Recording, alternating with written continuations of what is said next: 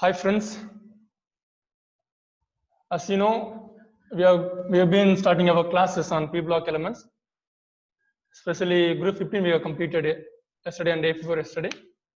And today we'll be continuing with group 16. In group 16, what are the elements are there? Group 16, what are the elements are there? We'll see there are oxygen, sulfur, selenium, tellurium and polonium. These are the elements are there in group 16 elements.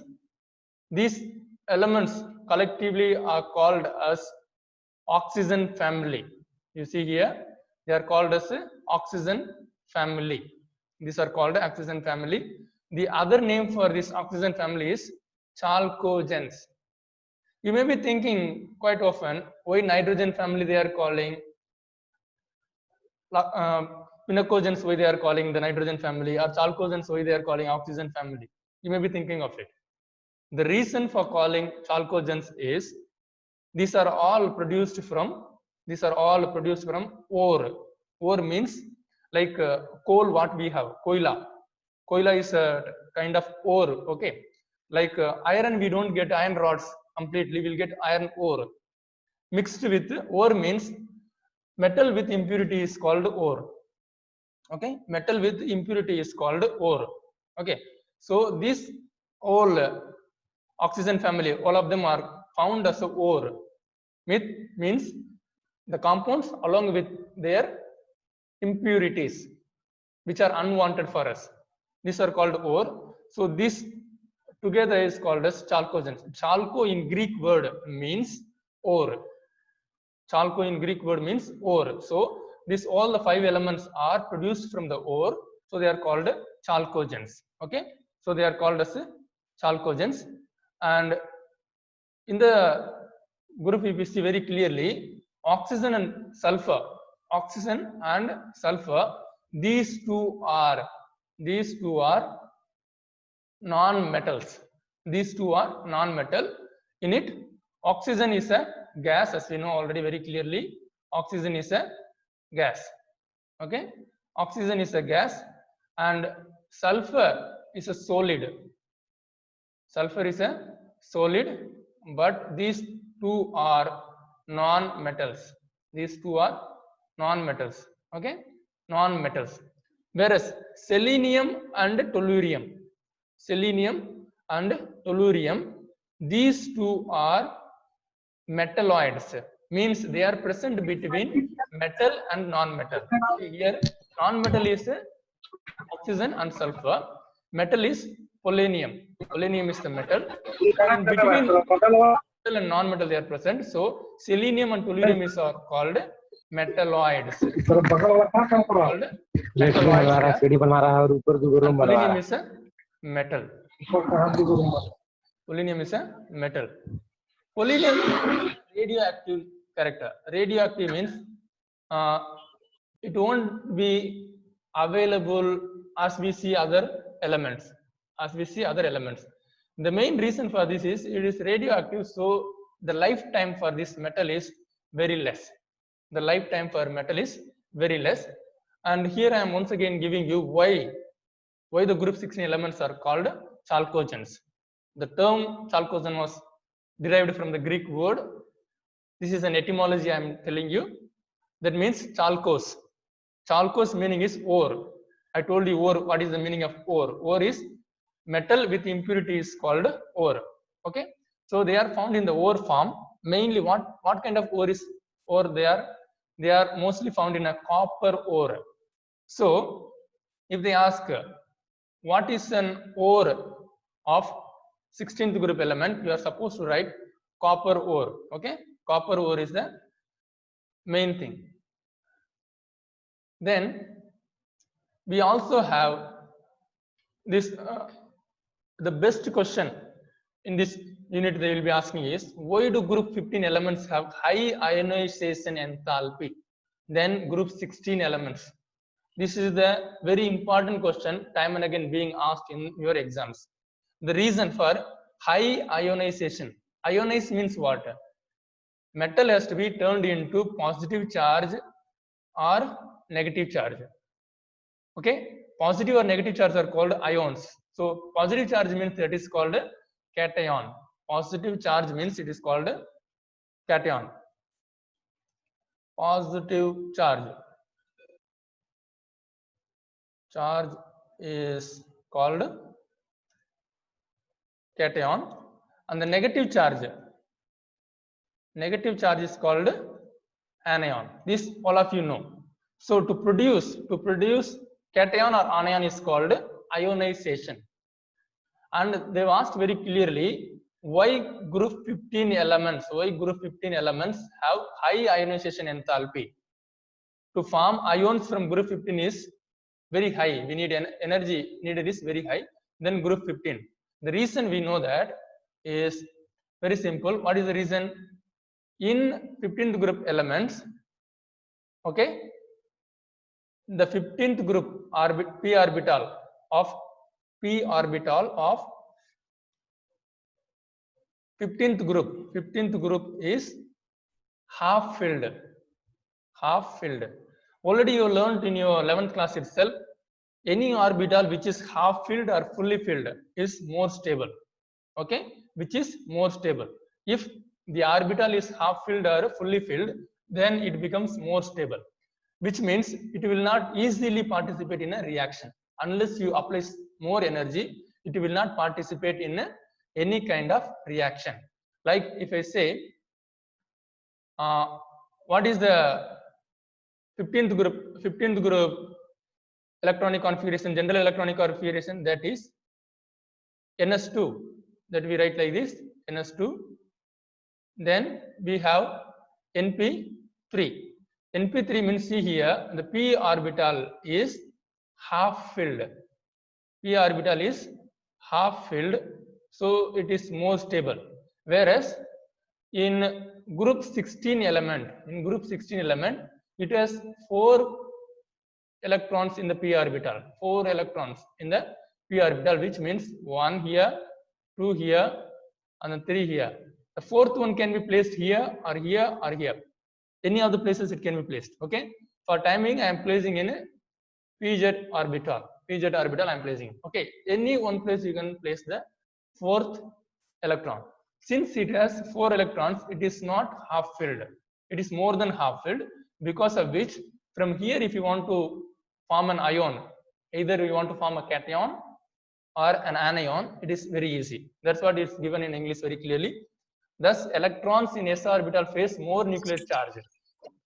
Since s orbitals are very close, see, you consider this as a nucleus, and s orbital I am drawing like this circle. See, the distance between nucleus and s orbital is very near. Because of that, the nuclear pull for s orbital will be more. Whereas the p orbital, consider the p orbital here, the p orbital is little far from the nucleus. So the energy needed to attract the outermost electron of p orbital towards the nucleus is less when compared to s orbital. That you know very clearly. And I told you, if the p block orbital is half filled, it is half filled means more stable, I have told you. So the 15th group, which is half filled, is more stable. And to make ions from the 15th group, we need more energy.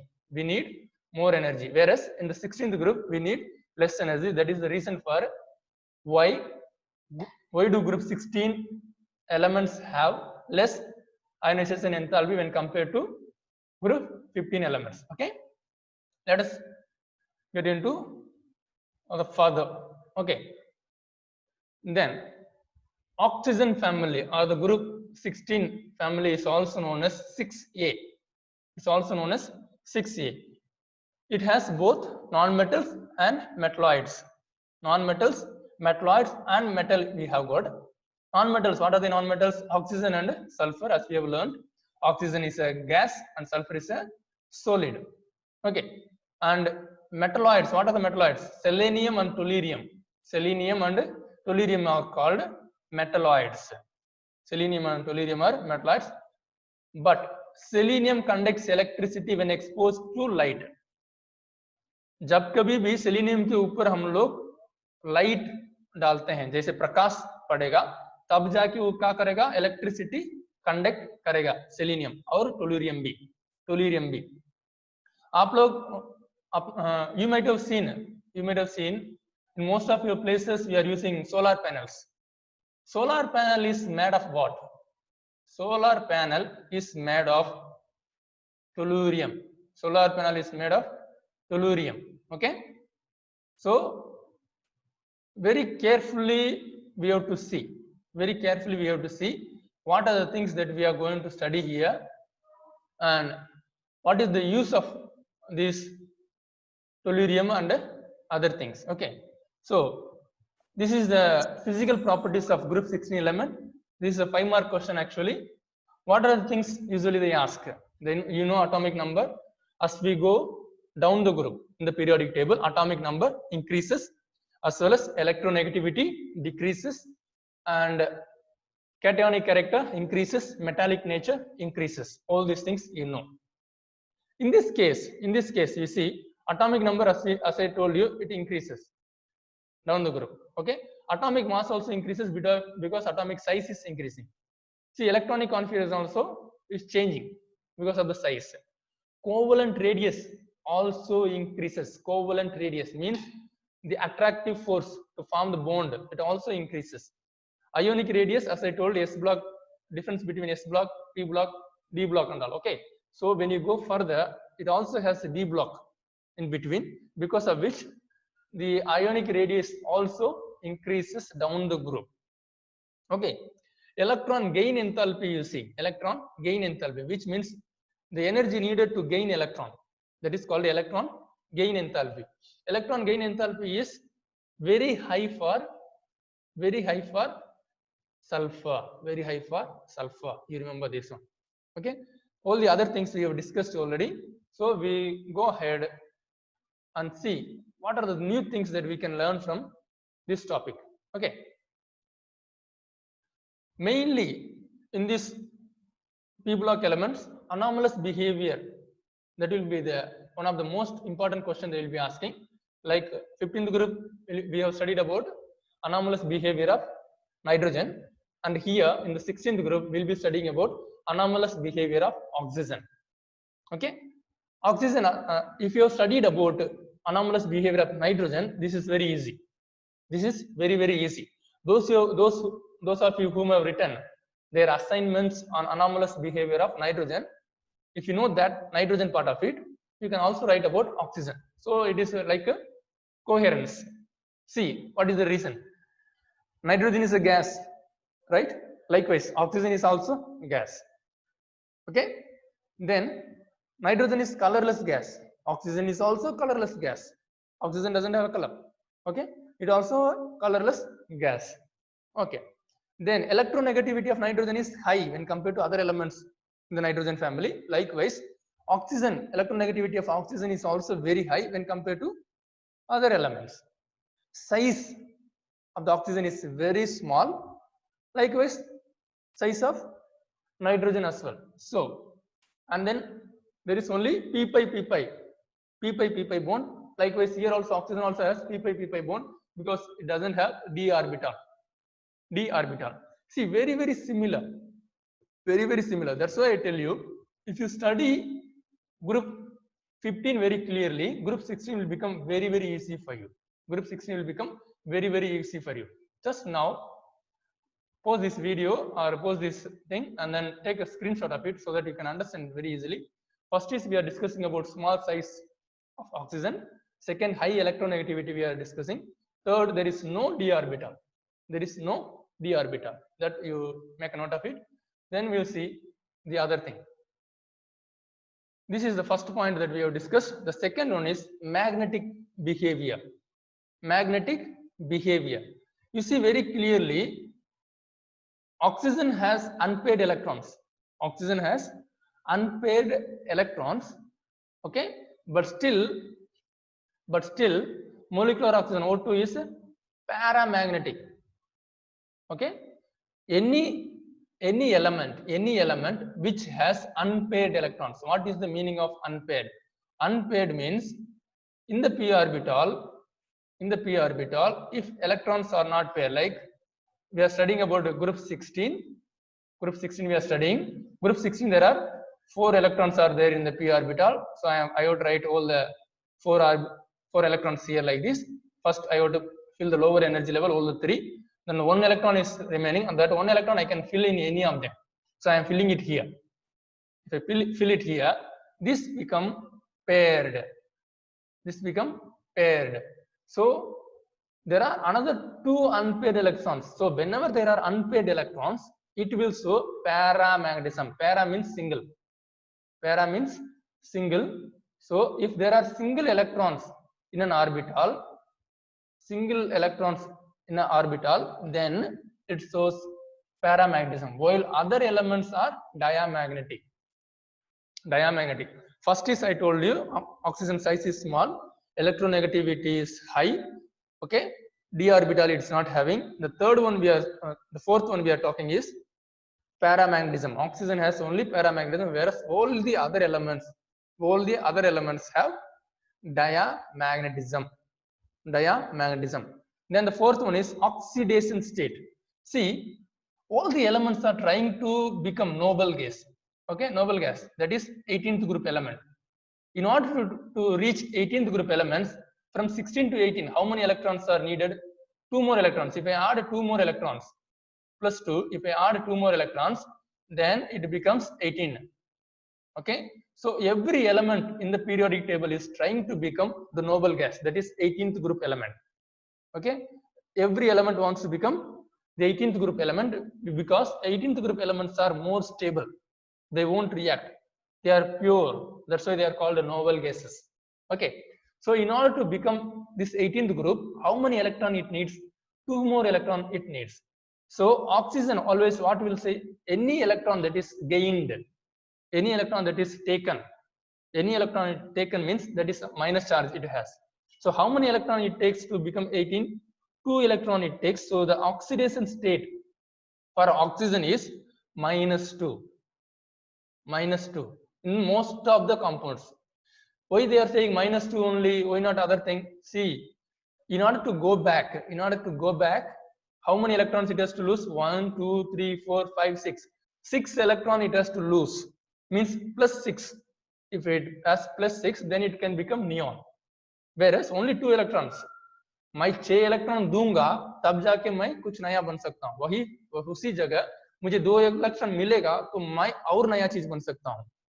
2 electron मिलने से मैं बड़ा आदमी बन सकता हूँ. मतलब क्यों मैं 2 इलेक्ट्रॉन के लिए कोशिश ना करूं? मेरे पास जो 6 है उसको खोने के बाद भी, खोने के लिए बहुत दिक्कत है, उसको खोएंगे तब जाके मैं नोबल गैस बनूंगा बोल के और एक परिस्थिति है. लेकिन यहाँ पर देखता हूँ मैं केवल 2 इलेक्ट्रॉन ले लूंगा तो जाके मैं बड़ा आदमी बन सकता हूँ. जैसे हम लोग का in our politics you can see very easily, if 2 more seats you have, you can become a CM. Means what they say, they give some money and then they buy the MLAs or MPs, right? Likewise here also what it doing, it takes 2 electrons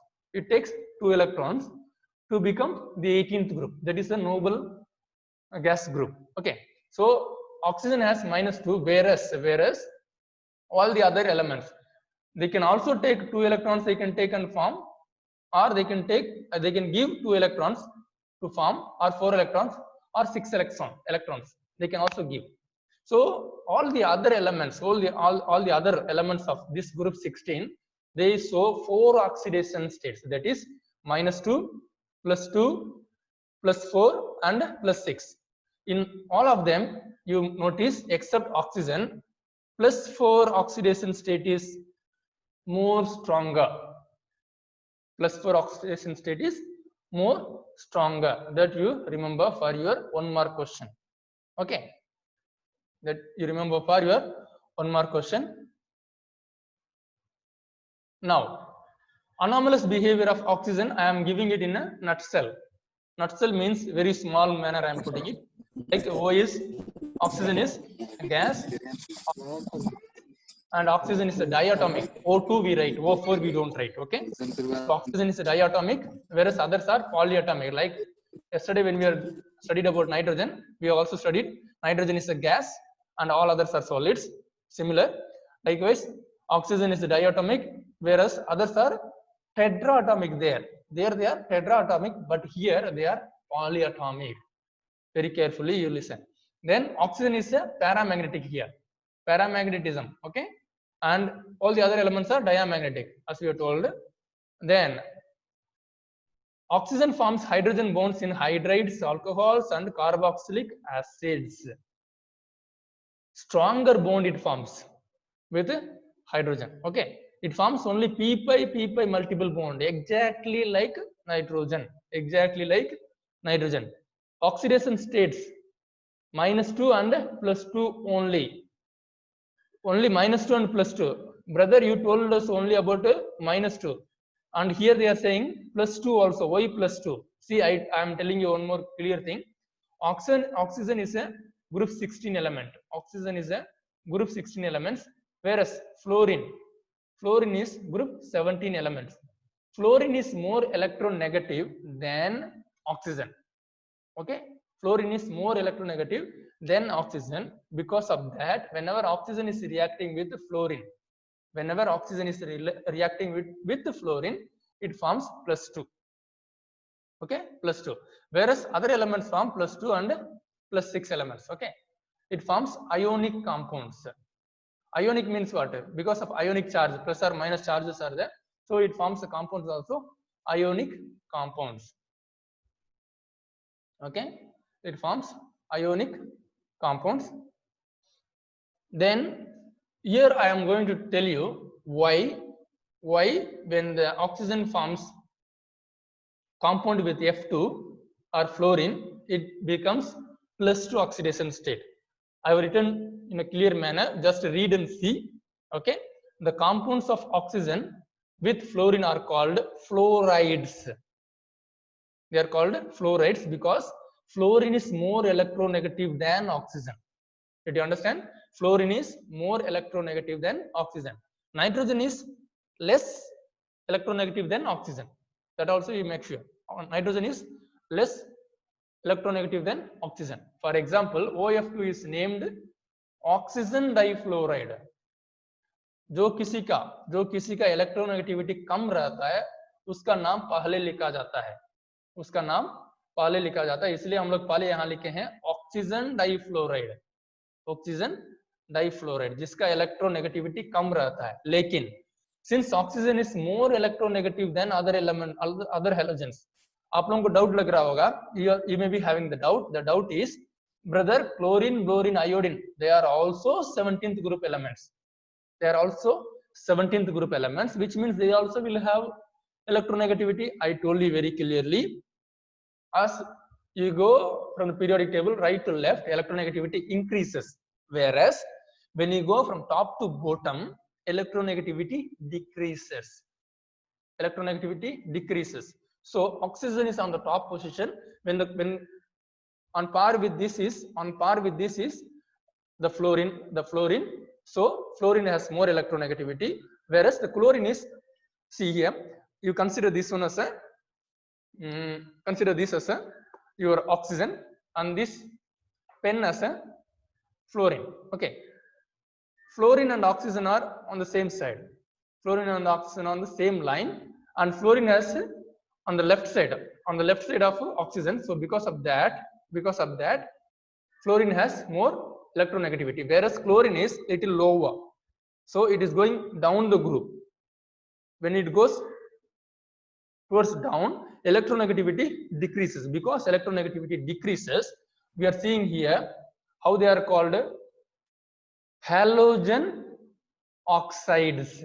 Here oxygen is having higher electronegativity, so oxide is given on the right hand side, whereas halogen has come on the left hand side, okay.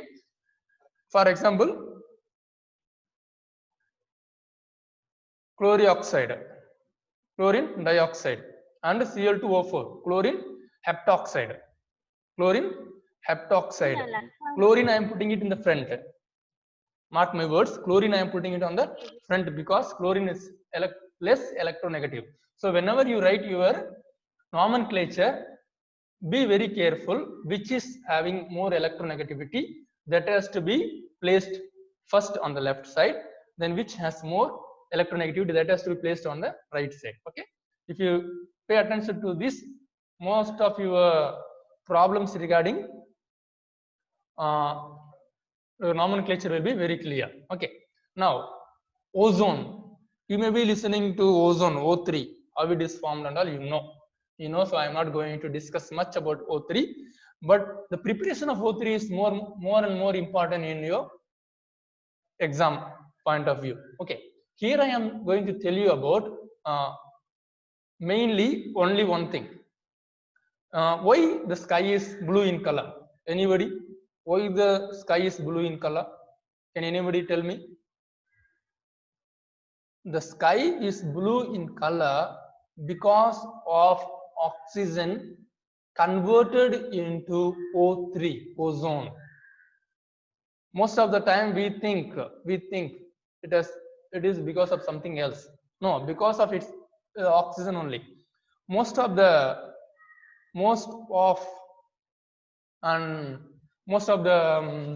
politicians and other people, they drink water, oxy-rich water, which means that water has more oxygen.